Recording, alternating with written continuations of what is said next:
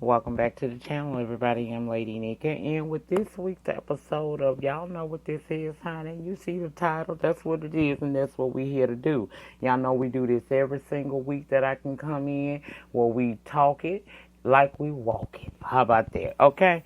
Now let's get on into some of the topics that I found and some of y'all sent in to me. Your girl Nicki Minaj shocked her fans by tweeting out that she has chosen to retire and have a family. She added a note to her followers asking them to keep repping me, do it to the death of me, 'cause ain't nobody checking me. Or a reference to her collab with Alicia Keys, that song Girl on Fire. The rapper told her listeners of her Queen radio show that she and boyfriend Kenneth Perry had already applied for a marriage license and would be wed in about 80 days. Now, still a little shade in there, and I felt like it was totally unnecessary. Girl, if you saying goodbye to your fans for, forever, or if you are just doing a hiatus, then keep that to that. You know what I mean? Stop with the pettiness and stuff like that. I personally, I don't really think that she is going to be retiring. She's in the prime of her life. So I really don't think that she is. However, she may actually be doing it, but it wouldn't be no different than what Jay-Z and some of the others did. You know, they retired in after some time, and she gets acclimated to being a married, woman, and maybe have her baby. I think she'll return back to music because it's still in her very deep. I wish her nothing but success, but I just wish she knew how to, relate what she got to relate to her fans and forget all that drama. You know what I'm saying? I know she go through a lot, but sometimes you gotta cast that to the side to get your point across to the people that have stuck with you and truly support you. So, if she is really retiring, I wish her well, but I don't think she's gone. But we shall see, y'all. We shall see. Now, former The Game actor Hosea Chancez revealed that he was molested as a teen. The actor and director opened up about the traumatizing experience in his youth. He revealed in an IG post on September 3rd, the actor explained how fear kept him from sharing how a friend's father molested him and threatened him if he told anyone. Sanchez was the child of a single mother. He viewed an older man who used to be around them all the time as a father figure. He said the man would always tell him he was like his son and that he could always, trust that he's going to be looking out for him. And now he realized that the man was, building trust and commitment to, his predatory agenda he had in his head, right? He went on to say that at 14, their conversations changed. They turned sexual. A week before the day, his friend's dad was asking what type of girls he liked and if he had, whether or not he had had sex with one yet or not. Sanchez said he didn't know at the time that he was trying to see where his boundaries were. He was using that hypermasculinity to sniff out his comfort level with sex and privacy.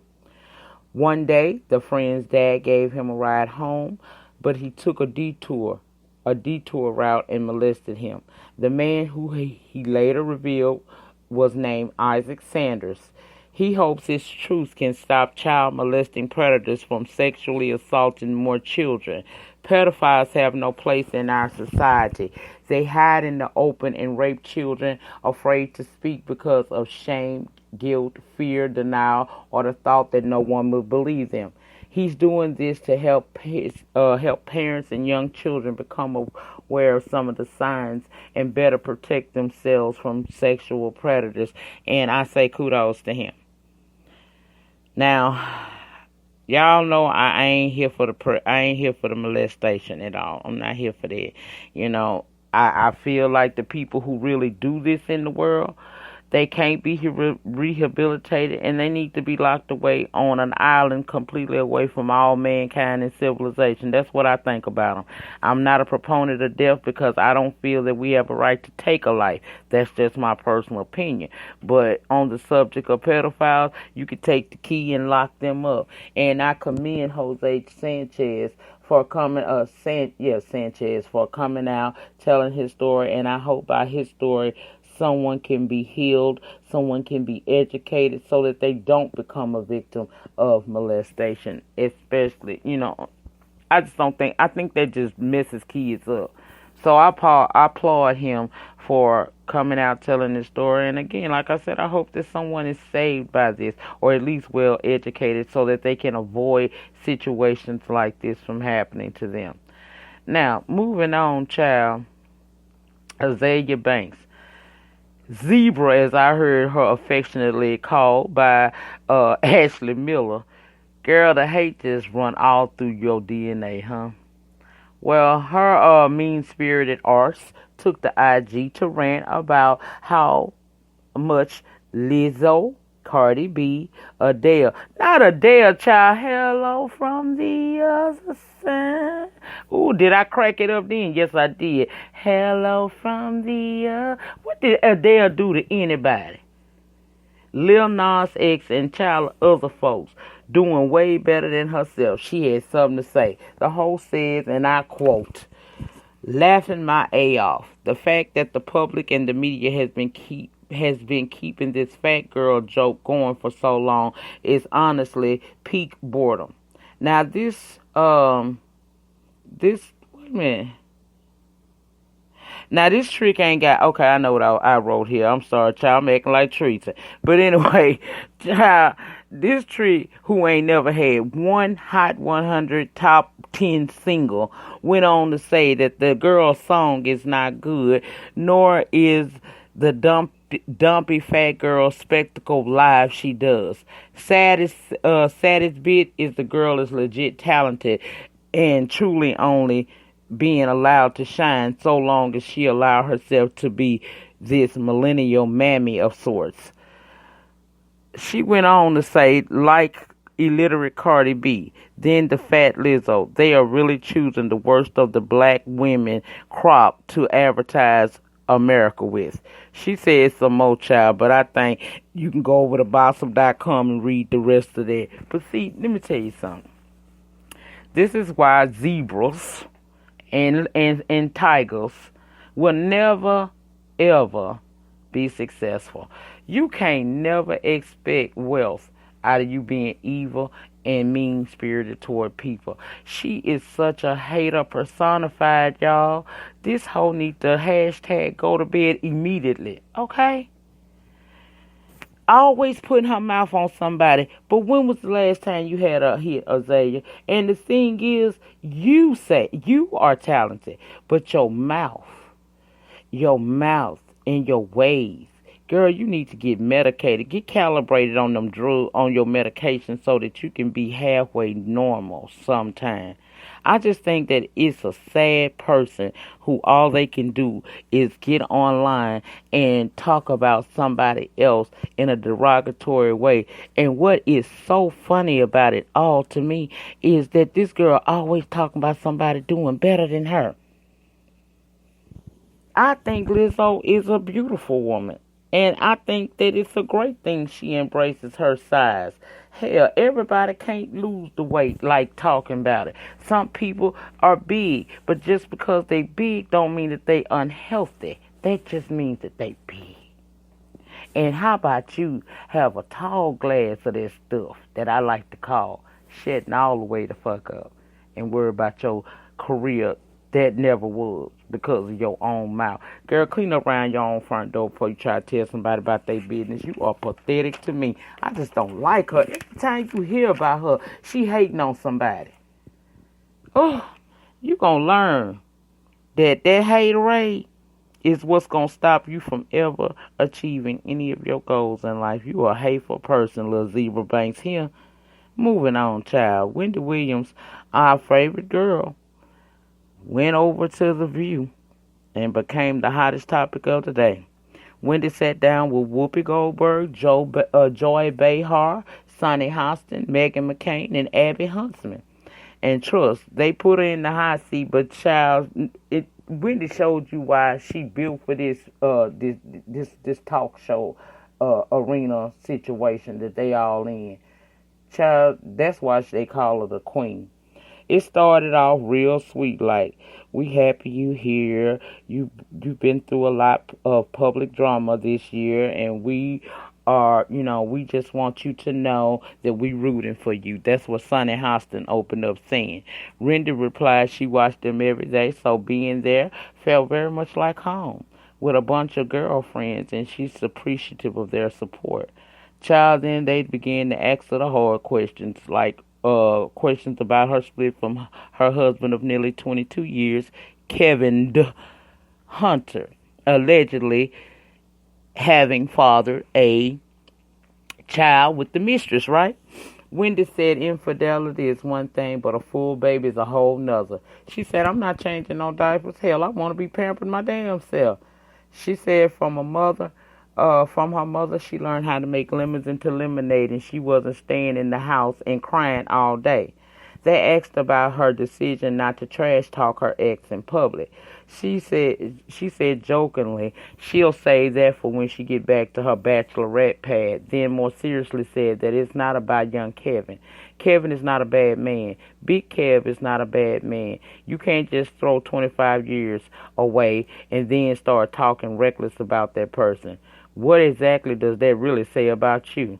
I chose him and he chose me, and that's the way it is. Wendy said once she found out about the alleged love child, she didn't go back and forth with whether she could forgive him or if the marriage counseling could even help save them. You do this and you're out. She also added, Kevin will always be my family no matter what. That's that. Life moves on. She played it well and went on to say her date card has been full since her split from Kevin, but she said she would like to one day settle down again. Wendy says she a wife, not a girlfriend. I said, yes, God. Come on, Wendy. Come on. School the kids.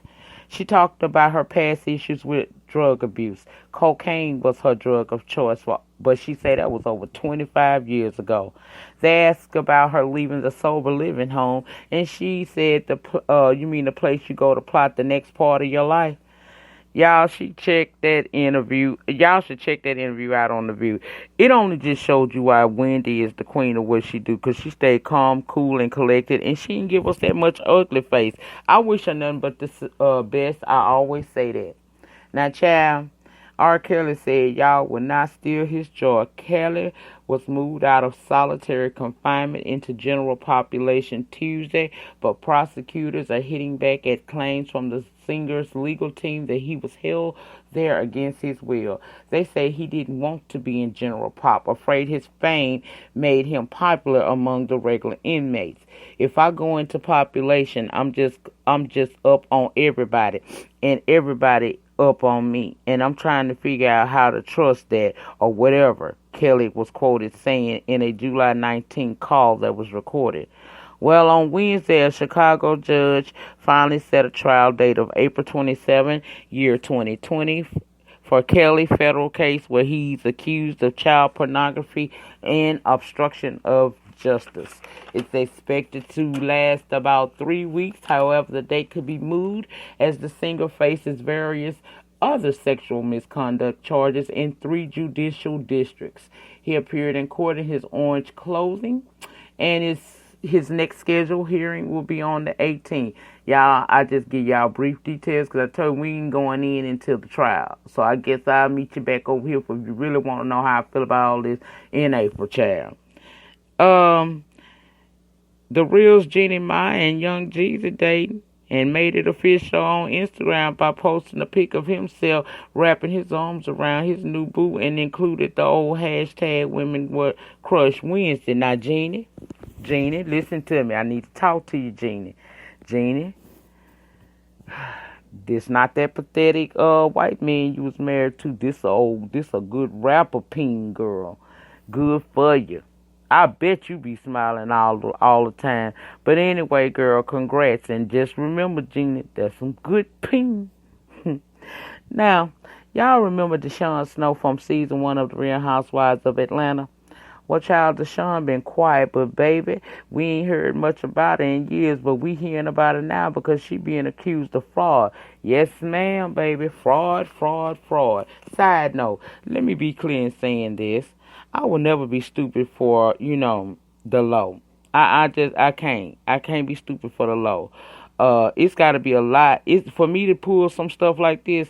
It's got to be something worth me risking everything for. I'm not just gonna do it. If I'm gonna do it, I'm gonna fuck it up doing it. You feel what I'm saying? And pray I don't get caught up.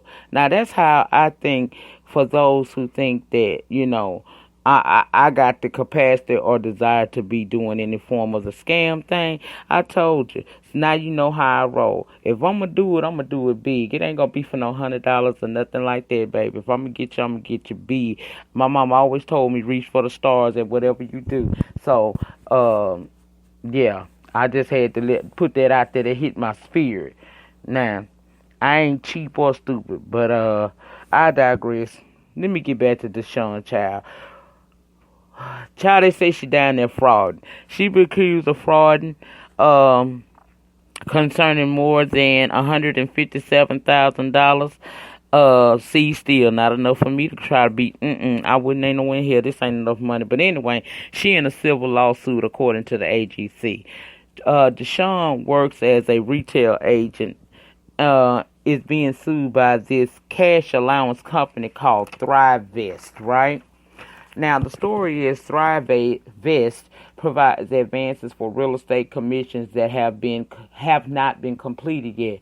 ThriveVest sued Snow in the U.S. District Court for the Northern District of Georgia, Atlanta Division, on August the 27th. Snow's issue began when her expenditures outpaced her ability to earn funds as a real estate agent, right? She tried to cover her debt. She allegedly sold a diamond brokering commission to ThriveVest, but they say her commodity-related deals were dubious, and she never earned the commission she was selling in exchange for the advance. They say they gave Snow Company DSE Holding $157,894.74 based on a supposed commission of $746,859.96 for a purchase of 22, what is it, child? $22,632.12 worth of carats of diamond, okay? ThriveVest said it's convinced that the deal was a sham meant to provide Snow with basically enough to secure, and it was how did they say this? Okay, they say they convinced that it was a sham meant to only provide Snow with a basis to secure another advance to fund her lifestyle. They say she was doing it for the gram. The loan was not used for her DSE holdings, but for her to allegedly pay down on debts that have no connection to her company. Child, they accused some more stuff. You can go over to the Jasmine brand for more detail on this story. But DeShawn did respond saying that the lawsuit is bogus and it's only done to harass her and discredit her. Discredit her good name and standing within the business community. She disputed their claims, child. What y'all think about that? I'm just curious. What y'all think about that? Now, in an update to a story I talked about a couple of weeks ago, Lela Rochon has returned to social media wearing her wedding band. Yes, she did, child. She deactivated her IG after allegations aimed at her husband, director Antoine Fuqua and Nicole Murphy over in Italy kissing and touching, and got caught on camera, and the photos went viral. Well, she back now wearing her ring that is not coincidental. That was strategic to say, basically, child, he's mine. You might have had him once, but I got him all the time.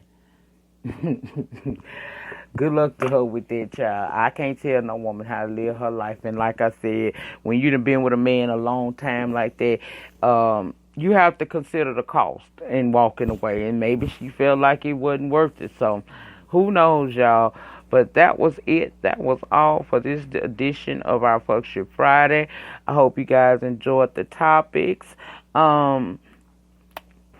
If you ever have any you want me to talk about, please hit me up on my IG at lady_Nyca, and we'll see if we can get it all in there. Thank you to my IG love things who send me a lot of stories. I pick out what I can add into the segment each week that I do it for you guys, and I just want to send a shout out to them and tell them thank you for that. Now, that is it. I hope you guys have a great weekend. I sure do. I'll be over on my Lady Nyca live channel tonight or in the morning with Love After Lockup. But that's it. That's all. And in closing, remember the depth of your struggle will determine the height of your success. In the meantime, in between time, please remember to rate the video. Ratings get me recognized on the YouTube streets. Comment down below in the pan and let me know your thoughts and opinions on all of the topics discussed on this edition. And if you haven't subscribed to my channel yet, please subscribe to my channel here and my Lady Nyca live channel.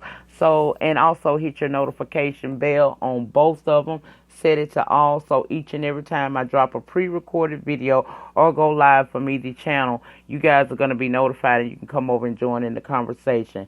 If I don't say anything on this channel anymore until Monday, you guys have a great weekend. Take care of yourselves. Be safe. Be happy. And I will see you. If you don't see me through the weekend on this channel, you'll see me Monday. Have a great weekend. Love things. Peace.